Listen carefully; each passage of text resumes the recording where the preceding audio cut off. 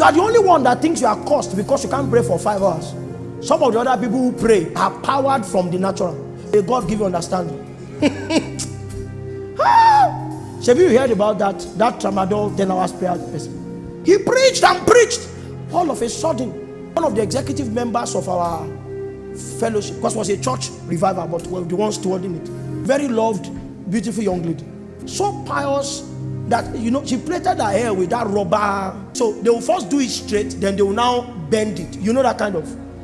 All of a sudden, the spirit defied the bend, and all of those pieces of hair stood one after the other. We were afraid. She began to spit like a serpent to spit. I say, when the flame becomes very hot, there are things that can jump out of the fire. He didn't attack any one of us. He went for the minister, pulled the back of his tie. You know what that does to a tie? Choked the minister. So he flung the microphone and started to battle for his life.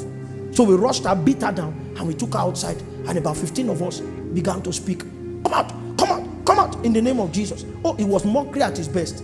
But that was the good part of the deliverance session. Because the man of God, now free, was just freestyling inside. My dad was on the keyboard like Daniel that night. Wow. After about an hour, I think the spirit now felt offended. You can't cast me out. You are troubling me. The young lady now began to extray us one by one. You think you can cast me out? I know you. Before God, 15 became 2. And I was fortunate that I was one of the last 2. So when it almost reached me, I changed my prayer point. My prayer point was, Lord, don't let her see me. Don't let her see me. Because you can be on the go for Jesus and your appearance may not be representative of him. It will be because there were realities that he procured in victory for you.